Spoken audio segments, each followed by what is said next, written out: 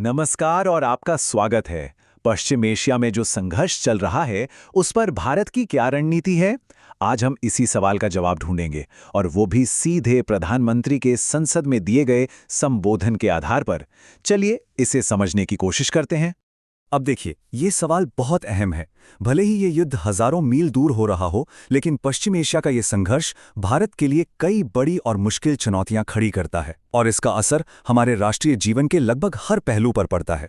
प्रधानमंत्री के भाषण में इस स्थिति को सिर्फ एक विदेश नीति का मुद्दा नहीं बताया गया, बल्कि इसे एक 3 आयामी चुनौती के रूप में पेश किया गया, जो सीधे सीधे भारत पर असर डालती है। तो ये 3 चुनौतियां कौन सी हैं?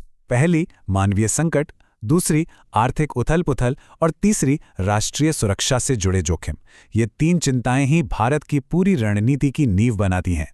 तो इस रणनीति में सबसे पहली और सबसे जरूरी प्राथमिकता थी उस क्षेत्र में मौजूद भारतीय नागरिकों की सुरक्षा को पक्का करना।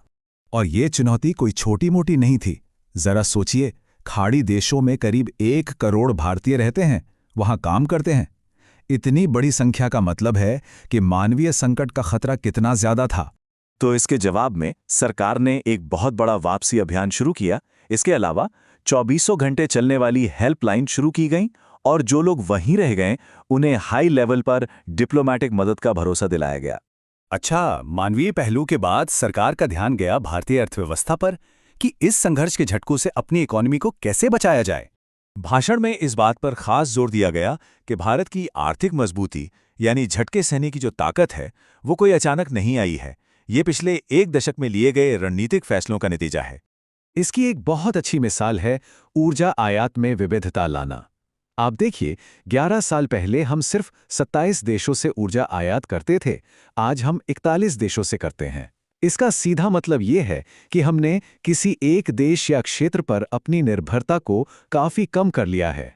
लेकिन ये रणनीति कई हिस्सों में बटी हुई है, जैसे तेल का विशाल सामरिक भंडार बनाना, घरेलू जैव ईंधन यानी बायोफ्यूल के उत्पादन को बढ़ाना ताकि आयात कम हो सके।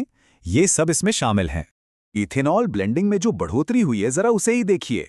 1 दशक पहले ये सिर्फ 1.5% थी, और आज ये लगभग 20% है। और सिर्फ इस एक कदम की वजह से भारत को हर साल करीब 4 करोड़ बैरल कच्चे तेल का आयात कम करना पड़ रहा है।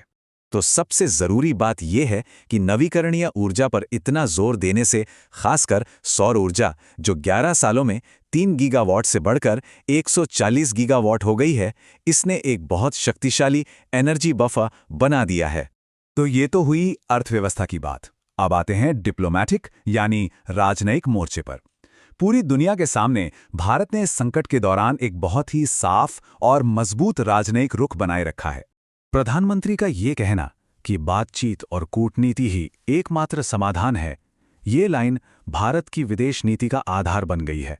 हम लगातार तनाव कम करने और शांतिपूर्ण समाधान की ही बात करते आए हैं।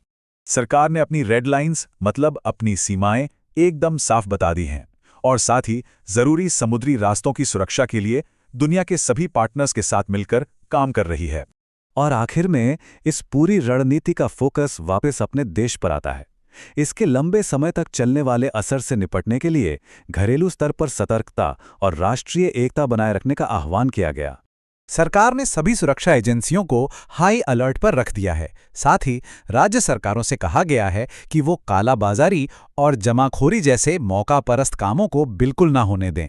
भाषण में इस स्थिति की तुलना कोरोना महामारी के समय से की गई। जैसे उस मुश्किल वक्त में पूरे देश ने एकजुट होकर मुकाबला किया था, वैसे ही धैर्य, शांति और सामूहिक संकल्प की अपील अब भी की गई है। तो ये पूरा विश्लेषण हमें दिखाता है कि भारत के लिए लचीलापन यानी मजबूती से खड़े रहने की क्षमता एक बहुस्तरीय रणनीति है। इसे सालों में बनाया गया है, और संकट के समय में इसकी परीक्षा होती है। और ये हमें इस सवाल पर सोचने के लिए छोड़ देता है कि किसी भी देश को अपना भविष्य सुरक्षित करने के लिए कितने लंबे समय तक निवेश करने की जरूरत होती है।